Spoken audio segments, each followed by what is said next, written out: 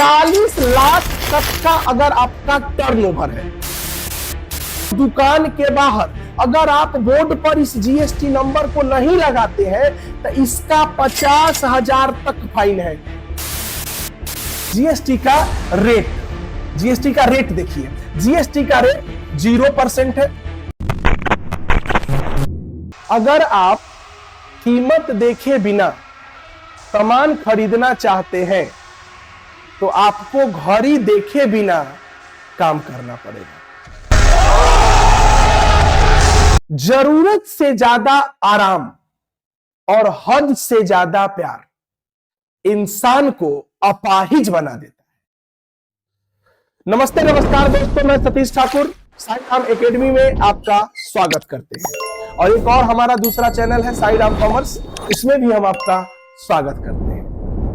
हम कुछ दिनों से वीडियो डाल रहे हैं और वो वीडियो को आप देख भी रहे होंगे, लाइक भी कर रहे होंगे, अच्छा भी लग रहा होगा आपको, आप सब्सक्राइब भी कर रहे होंगे और अपने दोस्तों के बीच में शेयर भी कर रहे होंगे। क्यों? क्योंकि बहुत दिनों के बाद हम न्यू टॉपिक लेके आ रहे हैं। हमने अभी तक आपको दोनों चैनल पे, जो हमारा साई राम कॉमर्स और साई राम एकेडमी के नाम से है यूट्यूब चैनल पे, उस पे हमने पार्ट 1, पार्ट 2 इनकम टैक्स का डाला है, जिसमें हमने आपको पार्ट 1 में डिफरेंस फाइनेंशियल ईयर 2023 और 2024 और फिर फाइनेंशियल ईयर 2024 और 2025 के बारे में हमने आपको बहुत अच्छे ढंग से बताया है। और जो हमारा इनकम टैक्स का पार्ट 2 वाला वीडियो था, उसमें हमने आपको 8 लाख तक का इनकम पर 1 रुपया भी टैक्स नहीं देना है, इसके बारे में हमने आपको बताया था। और हमें उम्मीद है, विश्वास है कि आपने उस वीडियो को जरूर देखा होगा। क्यों? क्योंकि आपको उस वीडियो को देखने से आपको बहुत आपकी मनी, पैकेट मनी, पैसा सेव हुआ होगा। चलो ठीक है, आज के सेशन में हम एक न्यू टॉपिक के साथ आ रहे हैं, जो हमारा टॉपिक है जीएसटी। नाम आपने सुना होगा, आपने इसके बारे में जाना होगा, आपने पहचाना होगा, लेकिन आज हम आपको इसमें एक ऐसी बात बताने जा रहे हैं जिसके बारे में आपने आज तक बहुत कम सुना होगा। आपने देखा होगा दोस्तों, आपने देखा होगा कि जीएसटी आजकल जिसके पास नॉलेज नहीं है, नॉलेज की कमी है, वो बिजनेसमैन क्या कर रहा है पता है आपको? जीएसटी ले रहा है, एकदम खुशी ले रहा है। क्यों? जबकि उसको जीएसटी नहीं लेना है। किसको नहीं लेना है? इस वीडियो में हम आपको बताएंगे। आप घबराइए नहीं। जीएसटी जिसको लेना है वो नहीं ले रहा है, और जिसको नहीं लेना है वो ले रहा है। तो आज हम इस वीडियो में, इस सेशन में आपको यह बताएंगे कि जीएसटी किसको लेना है और जीएसटी किसको नहीं लेना है। आप पैसा बर्बाद नहीं कीजिए, समय बर्बाद नहीं कीजिए, आप अपने बिजनेस पर ध्यान दीजिए। क्यों? अगर आपका सर्विस सेक्टर है तो आप ध्यान दीजिए। हम आज आपको बताएंगे कि आपको जीएसटी कब लेना है और कब नहीं लेना है। आइए हम आपको पहले जीएसटी के बारे में थोड़ा सा हिंट देते हैं, इंट्रोडक्शन देते हैं। देखिए, यहां आपको लिखा हुआ नजर आ रहा होगा जीएसटी। नाम से क्लियर है, इसका फुल फॉर्म होता है गुड्स एंड सर्विस टैक्स। फिर से देखिएगा आप, थोड़ा सा टेक्निकल इशू आ गया था इसमें। GST goods and service tax हमने आपको बताया।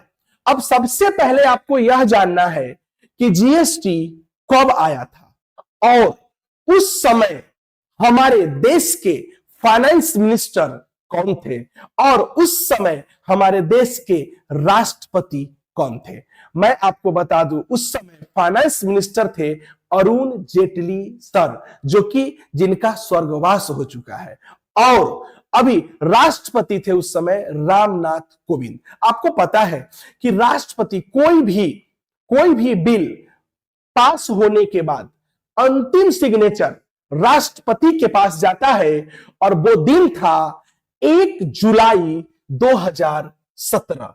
1 जुलाई 2017, 1 जुलाई 2017 को वो दिन था जिस दिन हमारे देश में जीएसटी आया और राष्ट्रपति ने उसका शुभारंभ कर दिया।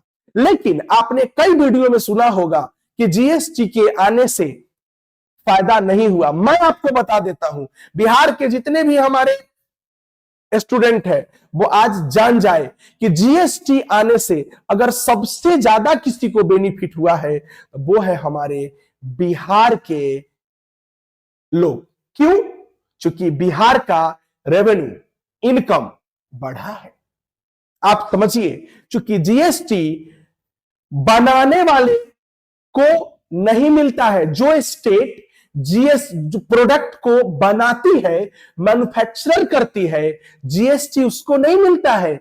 जीएसटी उस स्टेट को मिलता है जो स्टेट कंजम्पशन करती है, यानी जीएसटी डेस्टिनेशन टैक्स है। इस बात को आप मानिए। अब आइए, इसमें मुख्य रूप से जीएसटी का जो टाइप है, मुख्य रूप से जीएसटी का जो टाइप है उसमें फर्स्ट में आपका आता है सीजीएसटी, फिर आता है एसजीएसटी, फिर आता है आईजीएसटी। इसका पहले आप फुल फॉर्म समझेंगे। देखिए, इसको समझिए आप। CGST central goods and service tax, SGST state goods and service tax, IGST integrated goods and service tax. देखिए, ये दोनों जो जीएसटी है आपका, दोनों वो state to state, state to state, जब आप गुड्स सोल्ड करते हैं, यानी बिहार का goods Bihar to Bihar, UP to UP, MP to MP, यानी कहने का मतलब यह हुआ कि अगर सेम स्टेट में गुड्स को अगर आप बेचते हैं या सोल्ड करते हैं तो आपको सीजीएसटी और एसजीएसटी लगेगा, यानी उसका भाग सेंट्रल को और उसका कुछ भाग स्टेट को मिलता है। लेकिन आइए आईजीएसटी के बारे में हम जानते हैं। आईजीएसटी कब लगता है? जब एक स्टेट का माल किसी दूसरे स्टेट में बिकता है तो उसको हम आईजीएसटी बोलते हैं। जैसे गुजरात का माल बिहार में बिकेगा तो बिहार को आईजीएसटी होगा, यहां पे आईजीएसटी का ट्रीटमेंट होगा। यूपी का माल बिहार में आईजीएसटी, बिहार का माल यूपी में आईजीएसटी, एमपी का माल बिहार में आईजीएसटी, बिहार का माल बंगाल में आईजीएसटी। समझिए, state to state IGST, state to state IGST, state to other state IGST. यानी कहने का मतलब यह हुआ कि अगर स्टेट का माल अगर स्टेट में जाता है तो फिर सीजीएसटी और एसजीएसटी, अगर स्टेट का माल अदर में जाता है, अदर स्टेट, तो आईजीएसटी लगता है। यानी कि यहां पे समझिए, फिर से समझिए, स्टेट का माल अगर स्टेट में बिकता है तो सीजीएसटी और एसजीएसटी, स्टेट का माल अगर दूसरे स्टेट में बिकता है तो आईजीएसटी लगता है, जिसको हम बोलते हैं integrated goods and service tax.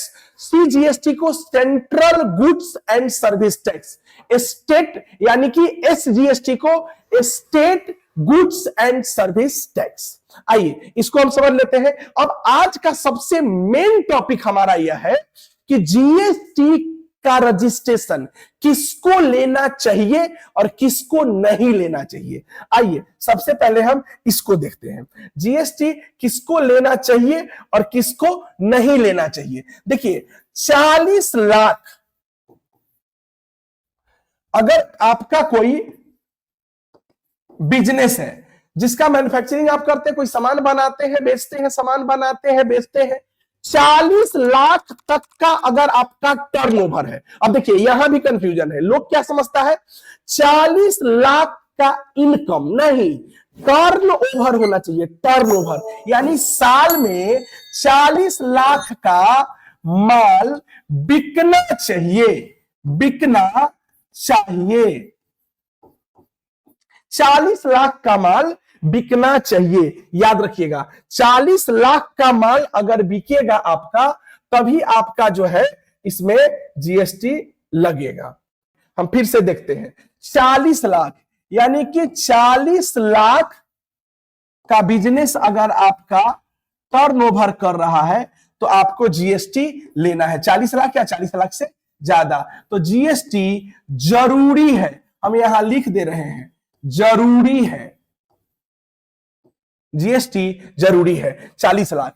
अगर ये बिजनेस कौन सा है, ऑफलाइन, देखिए इसके बारे में आप जानिए, ऑफलाइन बिजनेस की बातें है, ऑनलाइन की बात नहीं है। अगर आप ऑनलाइन में आते हैं, ऑनलाइन में अगर आते हैं तो ऑनलाइन में आप कुछ भी बेचिए, 10 लाख का बेचिए तब, 15 लाख का बेचिए तब, या 20 लाख का बेचिए तब, आपको जीएसटी नंबर लेना जरूरी है।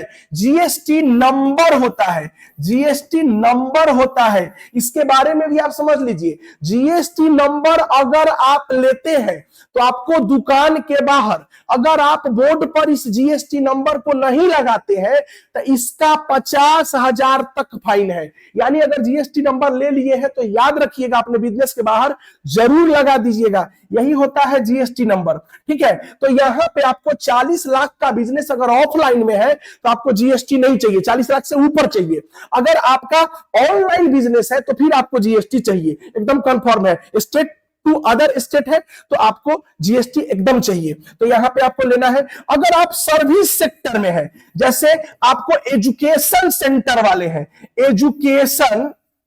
एजुकेशन सेंटर वाले हैं, अगर जैसे कोई यूनिवर्सिटी हो गया, कोई बड़ा इंस्टीट्यूशन हो गया जो आपको एजुकेशन देती है, तो उसको यहां पे जीएसटी नहीं लेना है, उसको जीएसटी नहीं लेना है। लेकिन इसके अंतर्गत कोचिंग को छोड़ दिया गया। देखिए ना भाई, हम लोग का तो कोचिंग ही है, आपको पता है कि कोचिंग हम लोग का है, और हम लोग को सरकार कहती है कि 20 लाख रुपया से ज्यादा अगर आपका टर्नओवर है साल में तो आपको जीएसटी लेना है। अब सोचिए वो भी कितना परसेंट, 18% जीएसटी है भाई, 18% जीएसटी आपको देना है कोचिंग पर। तो इससे क्या होगा, पेरेंट्स का पैकेट ढीला होगा। क्यों होगा, क्योंकि जैसे ही इंस्टीट्यूशन को जीएसटी देना पड़ेगा, 18% जो भी फी है उसमें वो प्लस हो जाएगा, ऐड हो जाएगा, तो इससे हमारा नुकसान हुआ कोचिंग वाले का। लेकिन फिर से हम बता देते हैं, एजुकेशन सेंटर वाले को नहीं लेना है, कोचिंग सेंटर वाले को लेना है, जो कोर्स बेच के पैसा कमा रहे हैं, ठीक है, उनको लेना है। 20 लाख तक ही है, 18% उनका है।